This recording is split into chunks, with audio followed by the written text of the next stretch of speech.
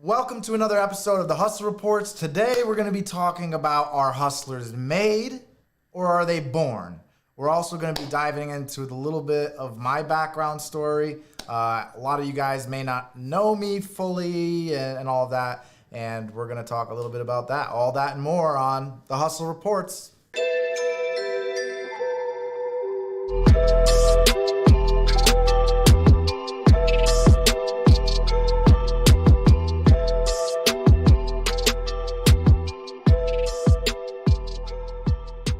Hey, welcome to the Hustle Reports, guys. My name's Peter Helms. And I'm Suki.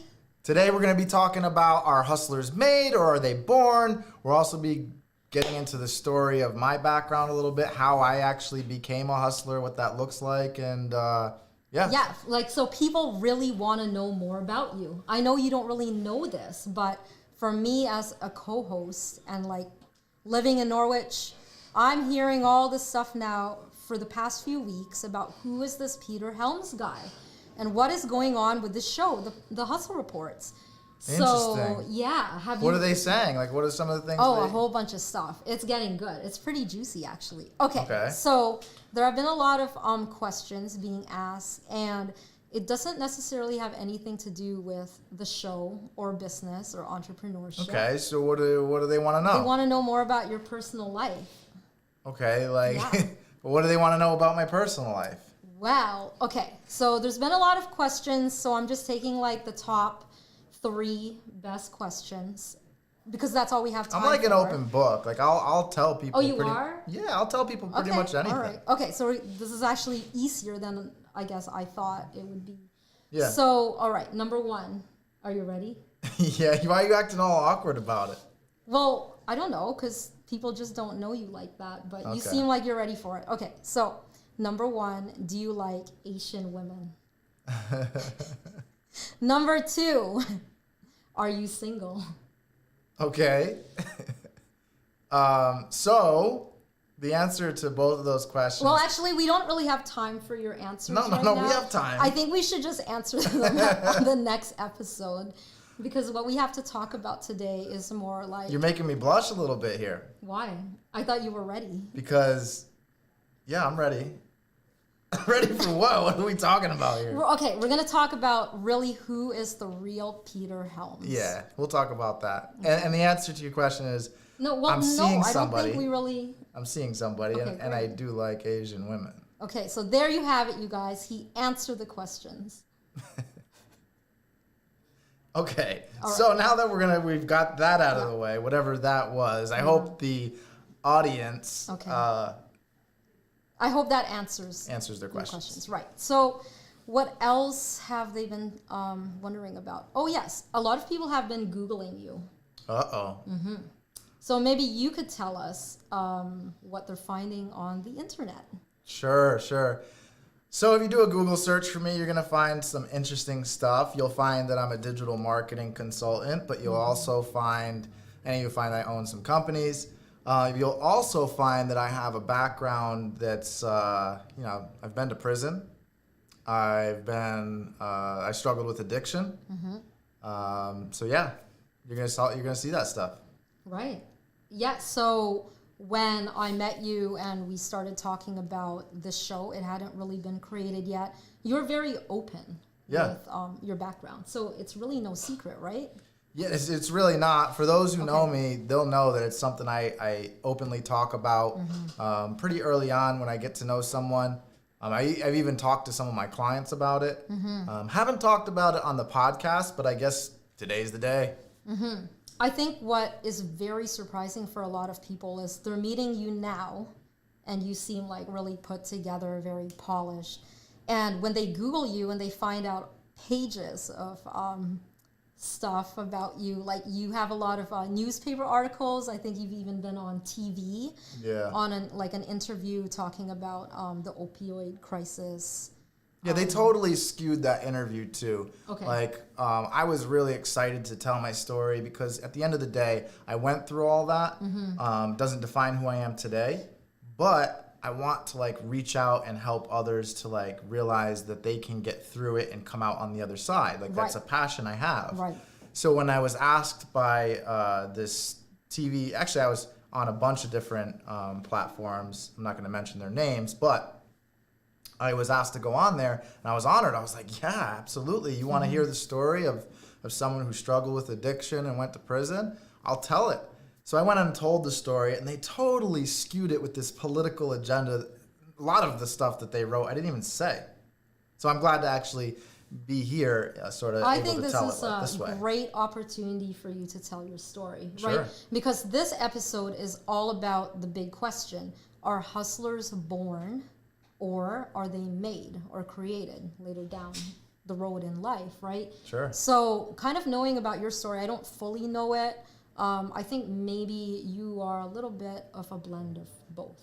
Yeah, I'm a blend of both for sure, and we'll kind of touch on that topic in the Hustle Report. I guess I can tell a little of my story now if you want. Yeah, we don't have a guest today, so Yeah. guess what? You are the guest. I'm the guest. You're in the hot seat. I'm in the hot seat.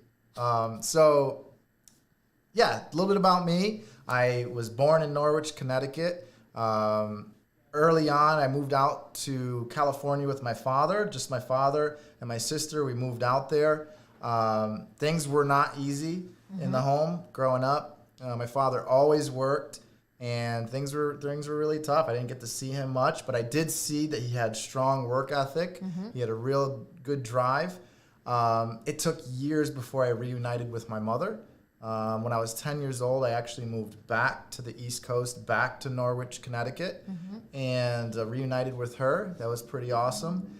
But I hit the streets really young. I jumped off the porch, so to speak, when I was like 13. And right out the gate, I got myself in some trouble. I started smoking weed and drinking at a really young age.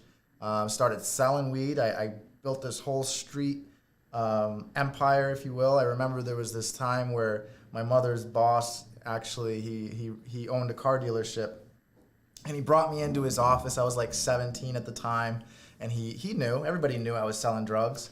And he brought me into his office, and he was like, why don't you do something positive with your, like, you're clearly an entrepreneur. You're clearly, you Really? have what it takes. Yeah. So he saw something in you at an early age. Yep. And what did you think about that? I didn't care. I had Okay. no care about my life. I had a lot of anger inside of me throughout my teenage years, and I was very rebellious. I'm still a little rebellious. I follow the rules now. Back then, I didn't have a care for any of it. And I basically, my response to him in his office was, I pulled out about $4,000 in cash out of my pocket, put it on the table. I was like, I don't need a job. You're like, I'm all set. I'm good, right? Right. And I was serious. Like, I thought that was cool at the And time. how old were you? 16 or 17. All right, yeah. Nice. I left home when I was about 15, and I was just living the street life, right? I was a hustler, just not in the good sense of it. So it wasn't long before I had a drinking and smoking problem. So I was drinking and smoking a lot while I was doing this. And then at some point, I actually got involved into harder drugs. I went to the hospital for appendicitis when I was 18 years old. And at that point, I was already addicted to weed and alcohol. But when they gave me those pain pills, I found like something else that really numbed me. And I got hooked on some painkillers, some Percocets. And I was just popping Percocets like crazy. One thing led to another. I started taking OxyContin after that. I was selling them to support my habit at the time. And once the OxyContin started to run out and become really expensive, I turned to heroin. Right? It was a very dark time in my life, horrible. And it ended up with me going to prison for robbing a drug dealer. Yep. Wow. So I spent 5 years in prison for that. And during that time, I really had to evaluate, what did I want to do with my life? Who was I? Why was I on this self-destructive path? Right. So, like, when you were in prison, how old were you? You said 5 years. That's a significant part of your young adult life. Seriously, I was 20 years old. It was my second stint in prison at that point. I went for selling drugs the first time, got out, and went right back to it. I saw it as a big joke. I was like, yeah, now I got street cred. I went to prison. Oh man. Yeah, I saw it as a big joke. I was also involved in some gang life as well back then. I know you might look at me now and be like, "What?" But I was. Right. It's like really hard to fathom you. I guess part of gang life. I just can't see it. And I think that's what kind of throws off a lot of people, right? Yeah. So they're watching the hustle reports. They're looking at you like a pillar in the community, a role model, even to like young students. And then when they Google you, I think it's just really shocking. They're like, wait, did I do a mistype? And is this really the Peter Helms that we think we know? No, and you know Yeah. what? Who I am today is who I really am. Right.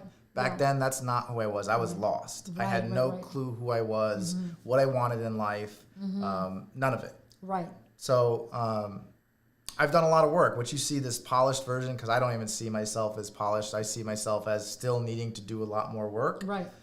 just because I want to grow as a human being. But I've done a lot of work on myself. I've gone to great lengths to make sure that I put that past to rest. Right. Yeah, I really appreciate you sharing your story today because working in the community and like hearing what you're all about, like your past and like where you are at now, it's like you are this beacon of hope and inspiration for people. So in this city, and I'm sure many places all over the world, all across the nation, towns, cities, communities put a lot of effort, a lot of dollars, right, even on a state level, behind helping people with drug addiction and transformation into society from prison life, right? So ex-felons and all of that. Like, how can we take these members of society and make them productive? So now that you're on the other side, right, I feel like a lot of people could get behind what you're doing and your cause because you are the poster child in a sense, right? Yeah, You're I doing laugh. everything the right way. Yeah. This is like, I'm sure when the cops arrested you, and I'm sure you had like more than one experience where you got arrested every single time. I think they were trying to help you. They They were. just like probably saw this kid. I mean, the first time it happened, how old were you? 18? Like actually, 20? the first time I got arrested, I was 15 or maybe even younger, maybe 14 years old. Yeah. Yeah. I work very closely with the Norwich Police Department here through Global City. We've actually started a community forum called Rose City United. And we see them every week. You know, once a month, we have like this big Saturday powwow with the community. It's totally open. Everyone can join.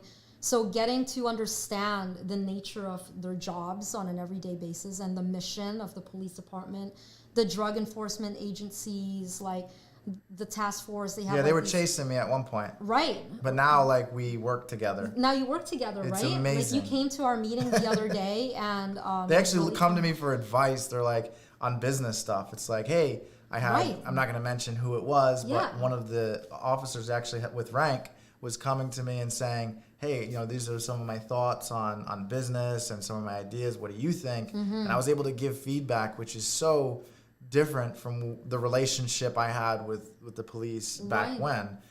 And it's, I used to have officers telling me like, man, we just want you to help. Like, you seem like a good guy. Like, why are you doing this?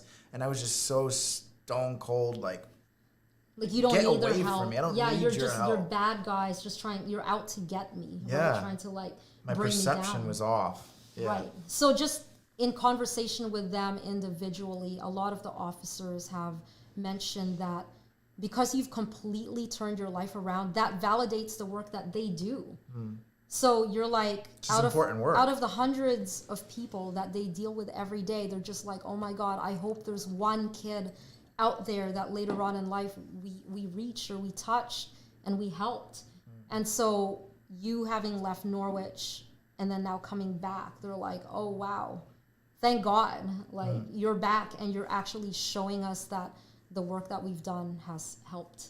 And so it makes them want to continue their mission to do more Yeah, that's pretty awesome. and not right feel there. guilty about it because they get so much shit from people. They're like, hey, you arrested my 13-year-old son and all he did was have like bags of weed in someone's like some older guy's car or whatever. And it's like, are you like, listening what? to yourself? Like Yeah. your 13-year-old kid is driving around with like some big time drug dealer like we're doing this for his own good. Yeah. Because we want to help this child, right? Like we're not here to like ruin his life with his mom and bring him down for no reason. He is like a menace to society at this point, and he's going to continue being a menace if we don't put a stop to it. Right, right.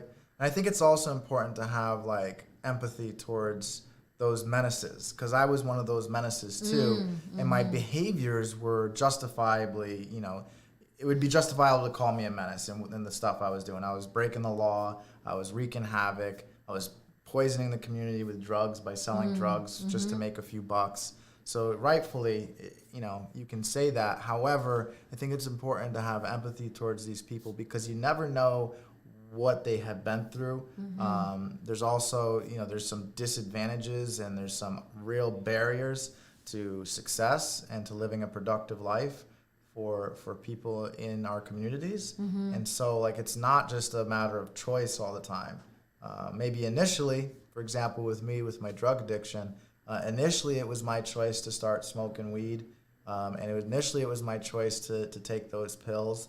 But because I have that addictive personality, anything I did after that, it was really hard to stop. Right. Yeah. Right. So then it seems like to get to the point where you're at now, you had to put in a lot of hard work, like self-care, mental health, awareness. But I don't want to act like it was this bootstraps, I just got it done, because that wasn't the case. It was actually through me getting to the point where I was so beat down and so sick and tired of the way I was living and the consequences behind it that I said, I surrender. I give up. I need help. And who was there to help you and pick you up? A lot of people, A lot actually. of people. Okay, yeah. so you actually had support. Yeah, there was a lot more than I thought. I felt all alone, because everybody sort of pushed me away because of my behavior. They didn't want to be around that. Right. But when I was ready and they saw I was genuinely ready, everybody sort of came together to help. What was it that made you seem like you were genuinely ready? I can't tell. You have to ask them to really get that answer.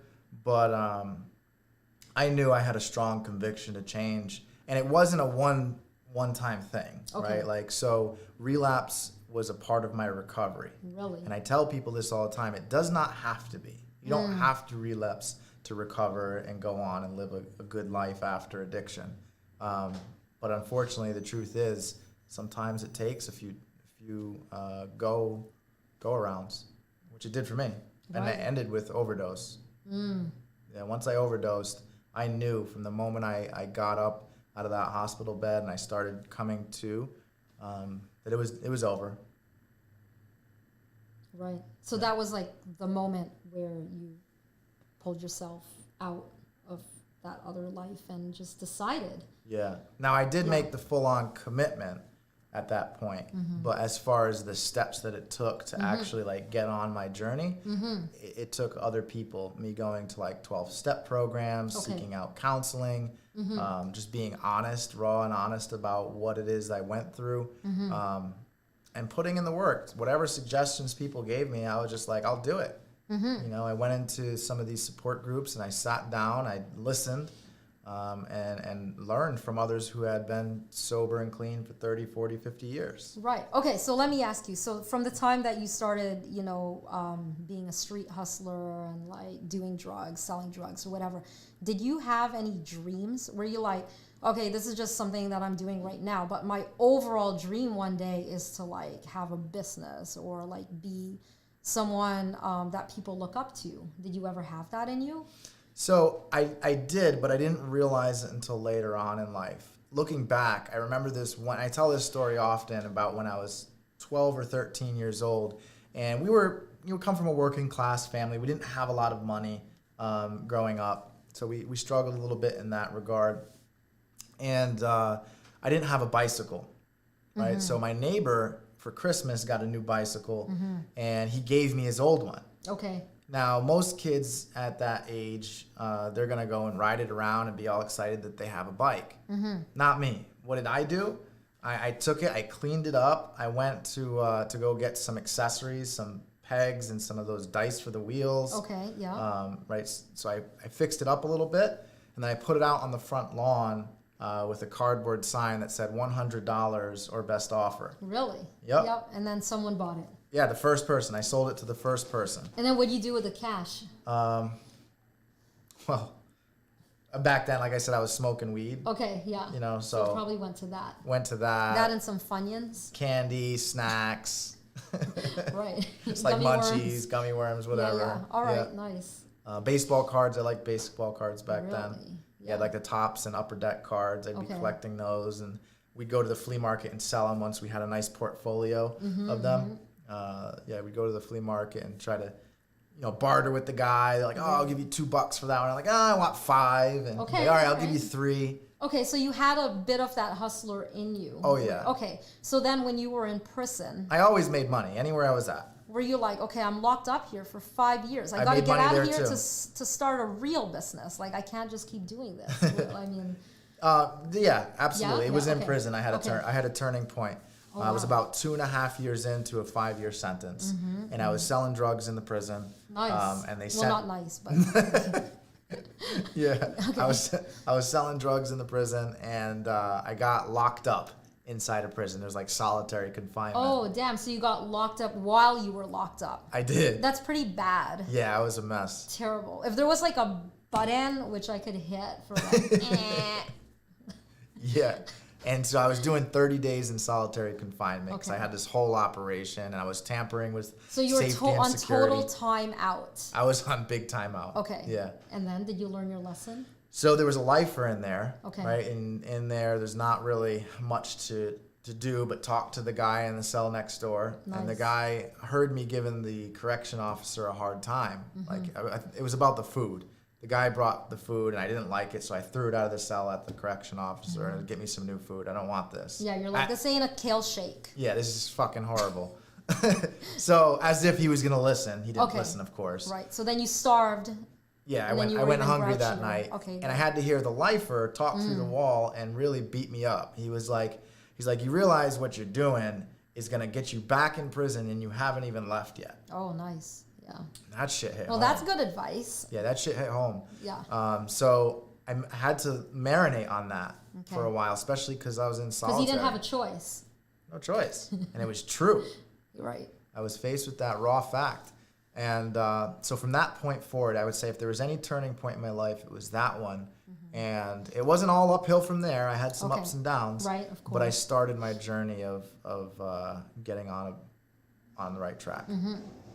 So then how did you go from, okay, so you talked about like relapse a few times, even after prison, still kind of living a life of crime, and then bam, Ideal Solutions. Well, yeah. So like from that point, what I did is I started reading a ton of books. Yeah. Every dollar I got my hands on, I spent. I got all the Napoleon Hill books, Robert Kiyosaki books, Tony Robbins books. All while I was in prison, I got college textbooks. When I would go to the library, I just start like doing my own studies. I actually had no diploma at the time. So I actually went ahead and got a diploma while I was in prison. You did? Yeah. Really? On what? Like a diploma, just like a high school Oh, diploma. okay, yeah, nice. Yeah, I dropped out of high school. Oh, okay. So when I got out after 5 years, the first 2 weeks I was in a college course. I went for psychology at first. Thought I was gonna, save the world and become a counselor. Come to find out, I wasn't really passionate about that. But you learned a lot. I Right? learned a lot. Psychology and business is like, those are the two things that go really well together. For sure. Yeah. For sure. So then at that point, I switched my major to marketing, and I fell in love with it immediately. Wow. Yeah, I was like, this is it right here. And from that point forward, I started studying Seth Godin. I started studying Peter Drucker. I started studying Gary Vaynerchuk. Every chance I got to get some marketing material, I studied it outside of what I was learning in college. And then I said, you know what? I think I know enough to try my hand at this entrepreneurship thing, and I started a marketing agency while I was doing my, working my other jobs. Right. So how many jobs were you working at the time? Like 2 or 3? Yep, Two. and some then community plus service work. Right. Yep. Wow. what a story, right? I mean, like, you're just such a go-getter and very determined, and I think you have a very good mindset, and you've Thank worked you. on, yeah, you're welcome. I mean, this is all very true. You've opened yourself up to the world now, right? So this is only like right. a very vulnerable point in one's life when Yeah. you do this sort of thing. Yeah, I've been waiting a little while because, I know there's those who are going to have a certain perception of it. And I wanted to make sure I had a good footing because I am successful, right? I do own a few successful companies. And I know what it's like to help others also. I've helped others through their addiction, through those same things that I applied in my life. How did I do it? So, yeah, I feel like now's the time is right. And that's it. Right. Yeah. So success for me, it's defined as being able to do what you want, when you want, with who you want. And everybody's idea of success looks very different. So every day when you wake up, I guess because you're saying you're successful, if you fall under those categories, then yeah, you are a walking story of success. That's it. And look, I don't take it for granted. I know that all that can go away if I don't continue to do the work. I don't get complacent and rest on my laurels, even with my recovery. I understand that I'm a person with substance use disorder. Like that's something that is both genetic and fueled by my environment. That I had growing up. So I make sure I do what I need to do to maintain it. And do you feel that knowing what your why is every day, why you wake up, why you are alive in the first place helps? 100%. Yeah, I think about it every single day. I pray to a higher power and just give thanks every single morning. I make sure I do that. It's super critical in my road to recovery. I don't know exactly what God or who God is. I don't even get caught up in that. All I know is that there's something greater out there working for me. Otherwise I wouldn't be here, and I make sure to give thanks on a regular basis. Incredible. Yeah. Well, I'm so happy that you shared your story Yeah. with me and with everyone else. Only, because like a lot of people have been asking, so it's very refreshing to know that I have a co-host who is completely honest, transparent about his journey, and I think this is very inspirational for people who are in business or wanting to be entrepreneurs. For sure. So they don't have to be afraid, and they could see you as someone who's really turned their life around. That's great. That's why, I'd love if I reach one person, and I already know I have because I get messages all the time, Right. where they're like, "Oh, you've inspired my life. You really helped my son," Right. or whatever. That right there is what it's all about. At the end of the day, it ties into creating a positive legacy. So when I'm dead and gone, everybody knows. Whoever shows up at my funeral, they hear a lot of positive stories. Right. Yeah, that's what it's all about, right? Yeah. Yeah. So let's get into the hustle report, though, because it does tie in what we're going to talk about today. And the hustle report for today is: are hustlers born or are they made? What do you think? I think it's a mix of both. Like you really have to have a drive and ambition and mindset and perspective. And sometimes you may not tap into that until later on in life. Like I know I didn't. So when I was a kid, I had a dream of it was more like a lifestyle thing. And I would watch this cartoon called Jem and the Holograms, and it was just filled with things like palm trees, and it was the music industry and Rolls Royces. I know that's like Got really it. vain and everything. So palm right? trees and Rolls Royces. Yeah, No, yeah, I mean, yeah. like, if that's Yeah, what you it was like. very Hollywood, very Beverly Hills. And I was like, wow, I'm from Canada and we don't have any of those things, but that exists somewhere in the world. And I'm 3 years old, and this is kind of what I want to do and where I want to be, right? So throughout life, there was a little bit of dysfunction and going off the beaten path. I forgot about my dream, and now I'm like back on track. So even what we're doing here, although we don't live in a land of palm trees and Rolls Royces, it's still, okay, right?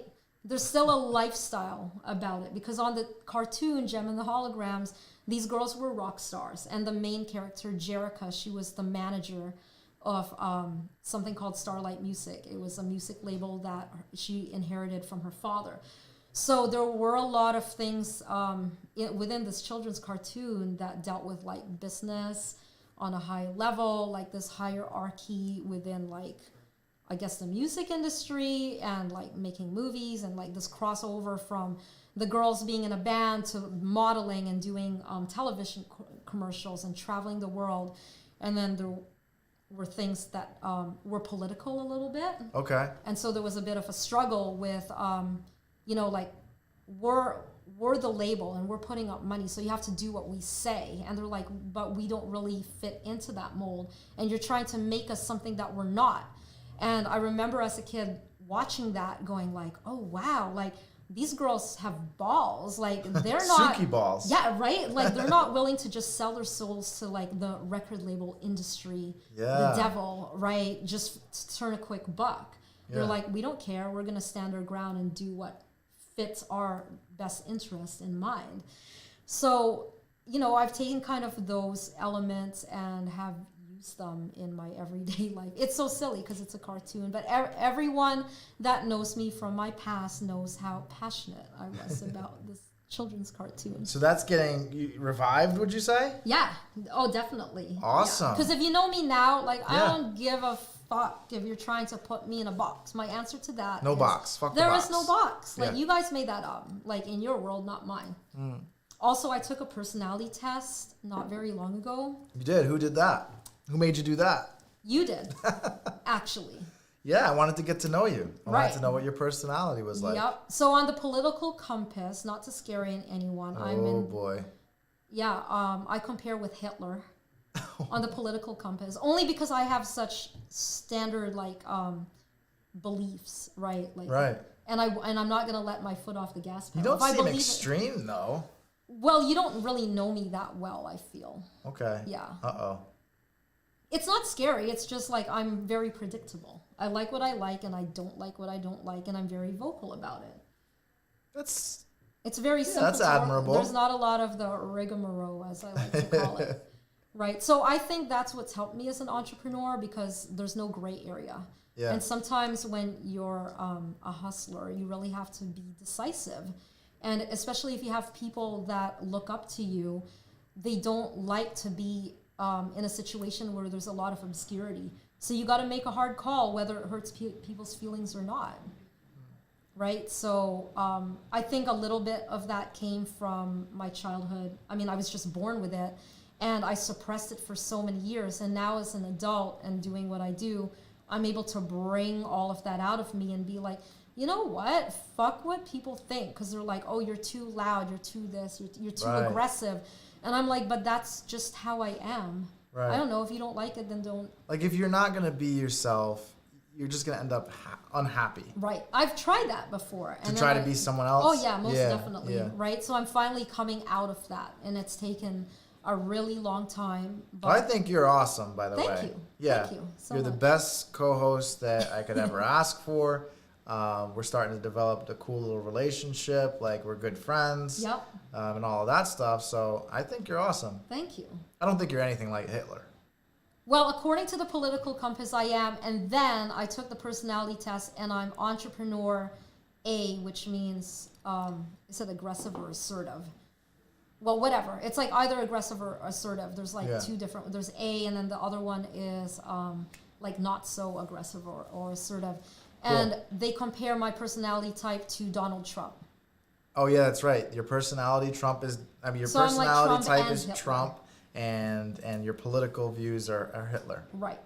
but I'm not any of those types Really, of people. I don't think your views are like Hitler though. Do you really? No, not my views, but just my style of like dictatorship. Okay. Or whatever you want to call Decisiveness. it. Yeah. Yeah. Okay, I could see that. Right. And then Donald Trump, I guess because he is that type of entrepreneur Yeah. where he's just going to do whatever the hell he wants to do.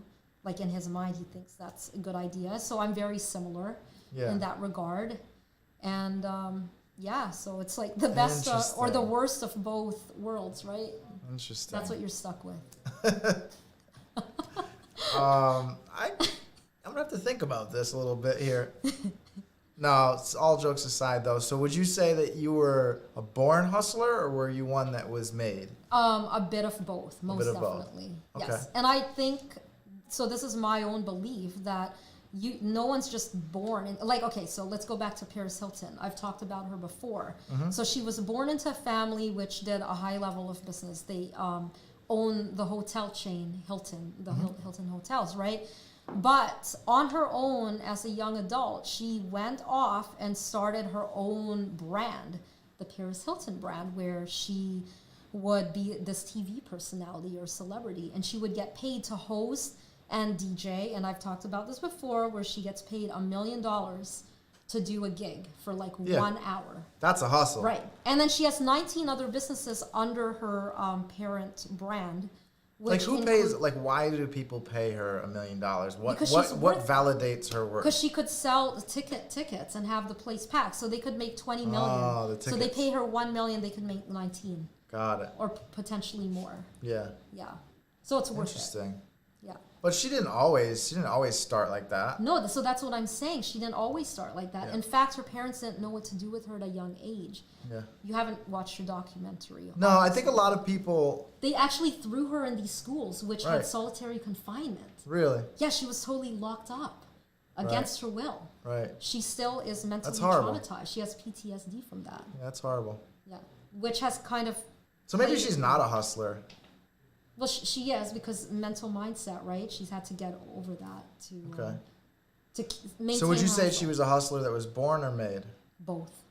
Okay, you're defaulting to both. You But want me to let's, just pick let's, one? Yeah, so let's do this then. I get it's both, and I agree with you. Okay. By the way, All I do right. think it's both. But if you were to if you look at it on a scale, Okay. right, and that scale was on one side is, completely born, and on the Mm-hmm. other side was completely made. Where on that scale would you find? Is it directly in the middle? Okay, it would be more made because you could have these innate attributes or characteristics that you have when you're first born, but if you don't actually hone in on those skills and do something with them, Yeah. then you're just a bunch of wasted talent. For sure. Like, not to be rude or whatever. No, but it's true, your right? opinion. Yeah, Who am I to tell you that you're wrong? yeah.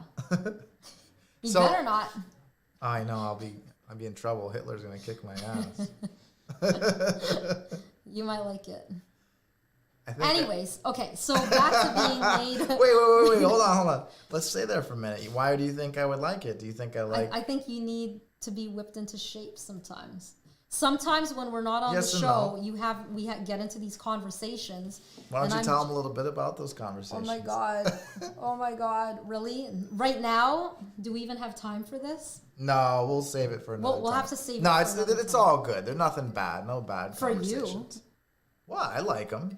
You don't like it? He only likes them because he likes to hear himself talk. Okay. The more that we do the hustle reports, But I'll you seem dive to more like to into hear me that. talk, so I talk to you. No, I'm just trying to pass the time until you shut up. so we could like move on to the next topic. I'm gonna start keeping a diary or a journal, and like putting Jeez, timestamps that was and dates. harsh, right, guys? Okay, Beat not me up. shut up like that, but sometimes No, someone she just doesn't. needs time to hear themselves out, just so they could get Hear feed- myself talk. reiterate what they already know. That's what I call it. Yeah, it's true. Because But you you already listen. know what the decisions that you make, because you have a very strong personality, Yeah. right? There's not a lot of obscurity, I think we would do well together. like on the show. No, more than that. Oh my God, Dylan, if you're listening, can you help me out with I'm this? shooting my shot, Dylan. That's what you told me to do. Oh Jesus, I know you guys have this whole thing going on over there. You've been No, plotting on me. I'm just teasing. Yeah. All jokes aside, though, we would do well together. Okay. So, anyways, that was followed by awkward silence. After the show, what are you doing? We need to talk. Let's talk about that. 'Kay. Sounds good to me. Oh God, you're so calm and casual about this whole thing. I am. This is terrifying in a way. Yeah, it was my plan the whole time. Okay. What? No, I'm just teasing. Okay. Seriously, though, this is all entertainment factor, guys. We're just joking. Okay. Don't go crazy. Yeah, when this show's over, you're gonna hear an earful. Oh, I'm in trouble. Yeah. So let's go back to this conversation though. So I need to get myself out of this mess I just got myself Good into. idea. Yeah. What do you guys think? Do you think hustlers are made, or do you think they're born? You want to know what I think? I do. We've all been waiting for this moment. Like, what were you gonna say if we were like, no, I don't want to hear what you No, think. because just how But I staged the question like when that. I answered your question, it's like you wanted me to choose a side, and I'm like, why are you forcing me to choose a side? This really is my true opinion. Yeah. See, this is the I'm problem. persuasive. But for what reason? I don't know. Okay. Anyways, go ahead. No, that's interesting Shoot you your say shot. that. All right. So I believe that hustlers, just like you, are a combination of being born and made. Okay. And depends on the person. Each person is a little bit different. There are those people who just, from a very young age, like my son, actually. My son, he's got it in him. He's 3 years old, and he's always trying to like convince me to do things. And he'll even say, "Is that a good deal, Dad?" Right. I'm like, man, Where do you think he got that from? probably from me. Okay. Yeah, he sees it. He sees it. So there's that factor that, I don't know, it was in his DNA, right? Yep, but then he's also being exposed to his father, who's, entrepreneur, and then that could be developed. Well, what about your father? Is he a person who has dabbled in business, or No, not that I know of. At least he's never said it. If it was something he did, it was something he tried a long time ago. I've always known him to just be a hard worker and to kind of work as an employee. What about your mother? Nope, definitely. She's worked at the same job her whole life. Oh, amazing. Yeah. Yeah, stability. So she's got the grind. She's got the work ethic. Okay, the work ethic. But just not she's adverse to risk. Because if you're going to be a hustler, entrepreneur, you have to be willing to take risks. Right. So when you were growing up, were they just like, "Oh my God, this kid's crazy"? And then when you They did. and then when That's you exactly what they transitioned- said. Really? Okay. Well, From partly I was. I mean, you got to think about it. I was like, out of your mind. It seems like you were out of your mind. I had no dream, though. Okay. Oh, you had no dream. I had no dream. Ah. Sometimes people okay. will be like, what did you want to be when you were a kid? And mine's like blank. Like, I didn't want to be anything. At school. So when they were like, "What do you want to be when you grow up?" Can you draw a picture of that? What would you draw? I actually do remember this one moment, Okay. and I was about 12 years old, and we were going through that exercise, and I was listening to this album, Okay. and I think it was by Snoop Dogg. Oh, nice. Called Doggy Style. Oh God, that's And what there's you a wanted to do. there was a skit on there when they asked the kid, "What do you want to be when you grow up?" And he was like, "I want to be a motherfucking hustler." Oh my God. That's what I wanted to do. But that didn't come until I was like 12. Wow. I feel like we need to contact Snoop Dogg, because when there was such a dark tunnel in your life, Snoop Dogg shone that light for you. He did, but I took it down like a really bad road. Okay, but then after the dark road, right? Then you kept following that dark tunnel. Then there was the light. Yeah, Here you are right now, that's right. right? Here I am now. I think Snoop Dogg needs to know this. We should contact Let's him. do it. Right? Big shout out to Snoop. Love what you're doing, by the way. You're a hustler through and through. Man, you're still going. I think he's 50 now? Might be older. Might be even Actually, older. yeah. And he's just still going at it. He's like, the grind never stops for It's him. He impressive. he could quit and just like say, "I'm going to the beach for the rest of my life." Right. But I think he loves what he does. He seems genuinely excited. Yeah, he came to perform at this 10X conference that I was at. It is considered the largest business conference in the entire world, and it's all about 10X your income, your life, and your business. Yeah, absolutely. Yeah. So let me ask you a question. On the Hustle Reports, we always try to give practical advice to people. Okay. So today we're talking about what are hustlers made or hustlers born.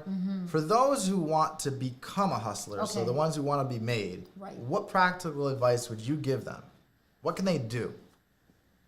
Okay, so everybody is obviously different, or their approach to business is very different, right? But I think there's a point in time where if you're looking to leave whatever it is that you're doing, that's not your dream, and you're like, man, I'm so much better than this. Like, fuck this job, right? Like, these people, they just put me down, and I could be their boss. Like, so when you have that breaking point, and you guys out there know what I'm talking about. Oh yeah.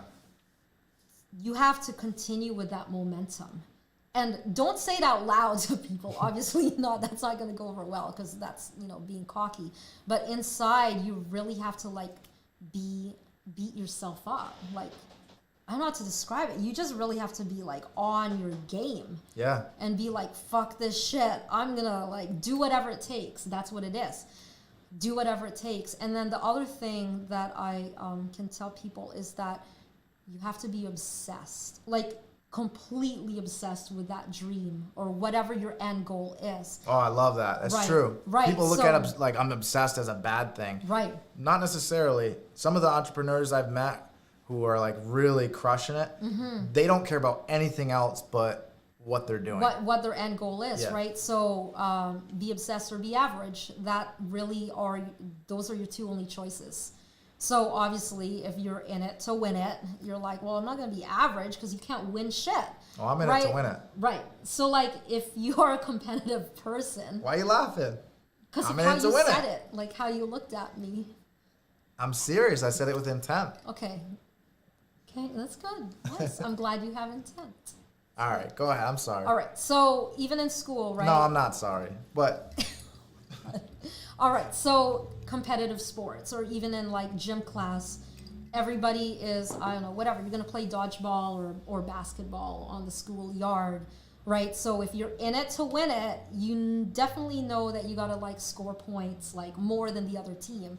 So you really gotta get your head in the game and get like completely obsessed with winning, absolutely. right? That's what it's all about. Having that winner's mindset. Because there's only one team or one person that's gonna be number one.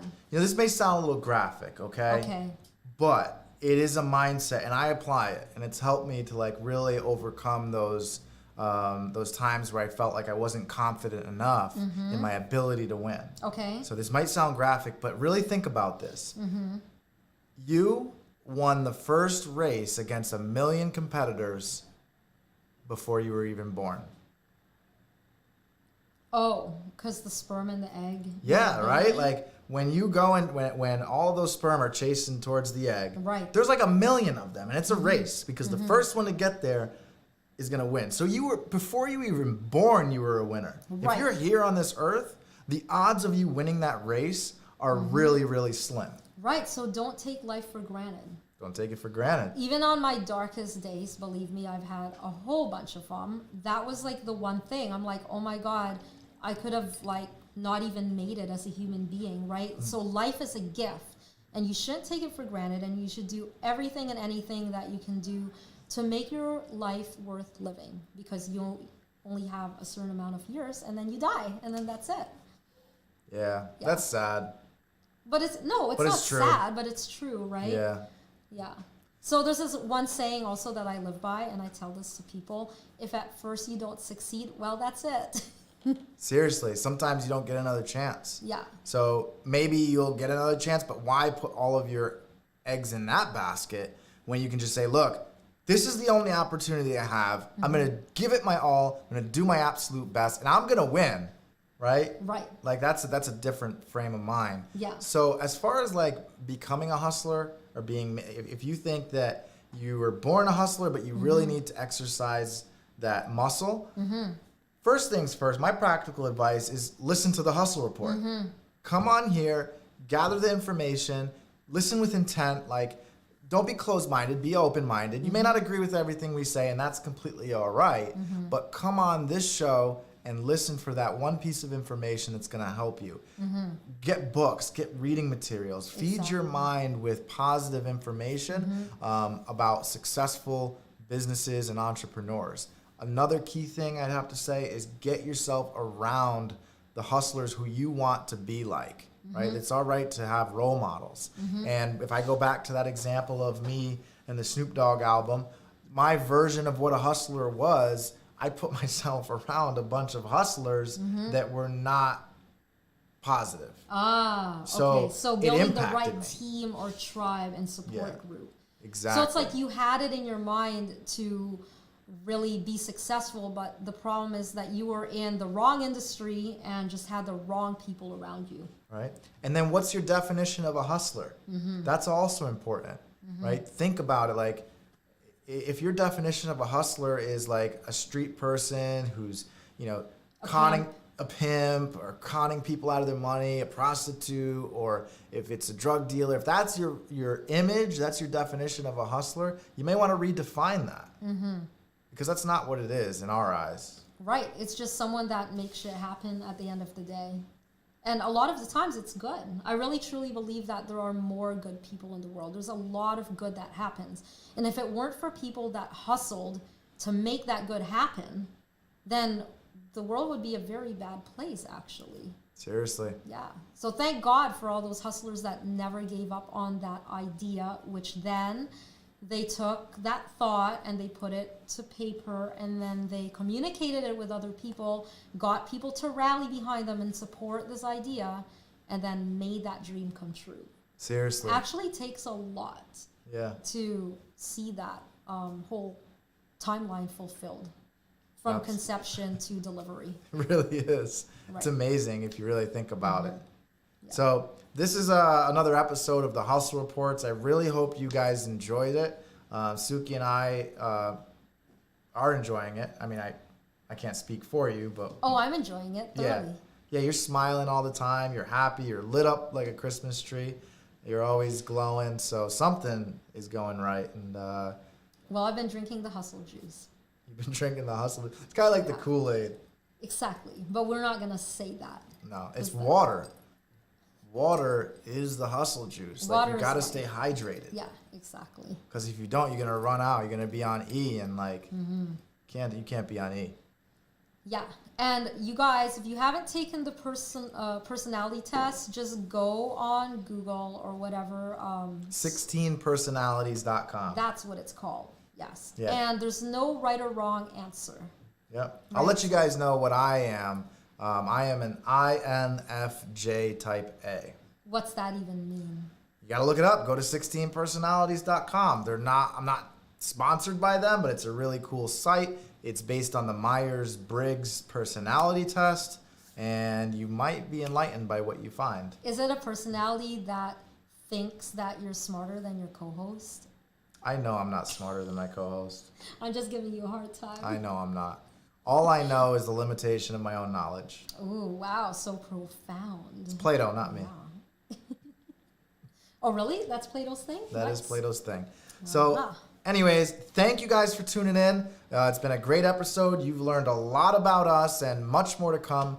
You can find us on Apple iTunes and Spotify. Also, keep a lookout for the YouTube channel. That's coming up soon. Big shout out to our producers, Forward Television. None of this could happen without you guys, so we appreciate you. And we appreciate you out there in Hustle Nation. So big shout out to the Hustle Nation.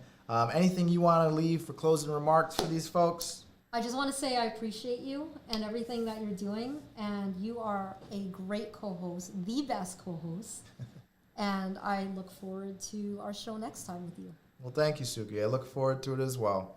All right, my friends, the best is yet to come. Thank you. See you guys next week.